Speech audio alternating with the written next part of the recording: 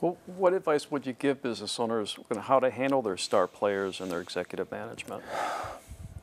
You know, there's no set answer. You've got to deal with them individually, and as much as you want to treat everybody the same, you know, because you don't want to tell the people who aren't at the star level that they're treated differently or they're not treated the same as the star.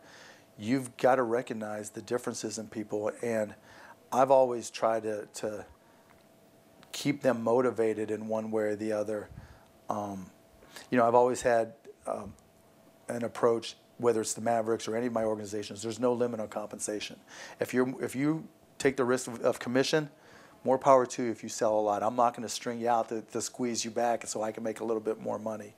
And so I think by trying to let everybody know that their compensation is only limited by their effort, you tend to be able to deal with stars. Whereas if you put a limit on them, then you know, it's like saying, well, I played my 40 minutes. I don't have to play. I don't have to do anything else. They reach the limit and they go to bed, or it's even worse. They'll look around and say, you know, I sold my quota and you didn't. What's the matter with you? And you've got to deal with all that nonsense. So I tend not to put limits, and I tend to encourage people. And sometimes I'll also put the reward ahead of the cart. Meaning, someone once gave me a great example where they gave. This was years ago. We give our new salespeople a Cadillac, and we tell them if they don't hit their numbers, we're taking it away, because no one wants to be the guy who lost the Cadillac. And sometimes by giving the reward up front in something that is very visible, the fear of losing that visible reward sometimes tends to balance things out. And so, you know, I've tried various tricks, but you basically have to understand the people you're working with. And then the other thing I'd say is you have to define the culture of your organization, because if there isn't a culture, then individuals tend to fight it out to try to have things their way. You know, players on a basketball team like to be general managers. This coach can't do this, or this player can't do that. And players are terrible judges of talent, and salespeople and managers are terrible judges of talent as well. You know, you hired them for a specific job. Maybe they have talents to expand into other things, and you reward them and help them get there. But I think entrepreneurs sometimes fall short in that they don't define and understand the culture of their companies. I've always tried to make the culture of any of my companies about selling. It's always selling time. If I see two salespeople talking to each other and it's 3 o'clock in the afternoon, I'm going to walk up and go, who's got the check? Because somebody better damn well be buying something from somebody else, because otherwise it's selling time and you should be out there selling. And if you're doing that and you're successful, I'm rewarding you. And if you're not doing your job. And I think that, and a little bit of a culture of fun and a little bit of culture of adventure, I think has really helped all my companies. Flying here, I sat down next to a pilot who was deadheading. He's on his way here to get some sim time at American Airlines. Mm-hmm. And he lives in Northwest Chicago, and I had to tell him who I was coming to interview. And he quickly went into, man, I wish he would have bought the Cubs. But, well, anyway, we both were wondering what the heck it's got to be like to wake up in the morning and know you own a prominent NBA team. It's pretty cool. You know, it's fun most of the time. It's fun when you're winning because you're proud as a peacock walking down the street. It's painful when you're losing, because it's my responsibility. It's kind of like being dad. When your kids are doing great in school, you're thrilled as being your proud as can be.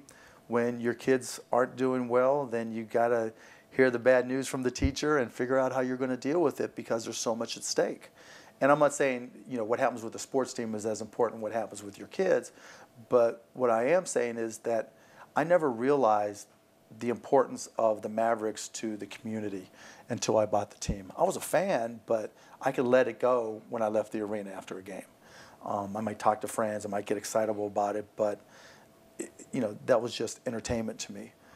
Once I bought the team and I started getting emails and calls and letters and visits from people talking about the importance of it to their family, you start to recognize that, for some families, grandma watches every game and it's the only way she can relate to little Johnny or little Susie, who are gothed out or tattooed out or got pierced everything, and they're, you know, they talk about the Mavs at dinner, or, you know, families or friends or couples that go to games, and their night, how they feel that night depends on whether or not we win. Or, you know, kids who look up to certain players, and, you know, you know, it's heart-wrenching.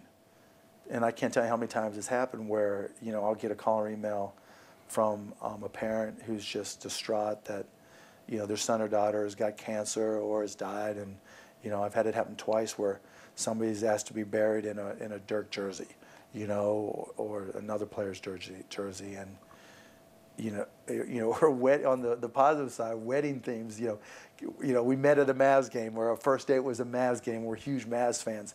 You know, the theme of our wedding is going to be the Mavs. And I just had one. You know, can we get the warm-ups in these sizes, and will you help us because our groomsmen are going to be wearing Mavs warm-up jerseys? You know, I'm thinking on one hand you're crazy, but you know, it's cool. And so knowing that you're so entrenched in the community is wonderful, but it's also a weight and a responsibility. And I think the owners in any sport that are really involved, when we watch a game, you don't just see a win or loss for that game.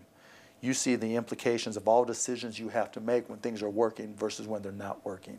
You brought this player in as a pitcher or as a center, as a point guard, and if they don't do what you expected of them, how's that impact all your decision making, and how does that impact the future? And, you know, how are you going to sell it to fans, and what are fans going to think, because that's your customer, and you got to keep your customers happy.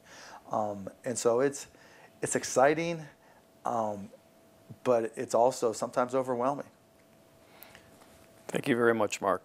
That's it. I want more. Those are great questions. Give me more. Oh, I got a zillion NBA questions for you, but Give me more. We'll get them You did a off great camera. job, Jeff. Hey, appreciate it. Thank you. Thank you.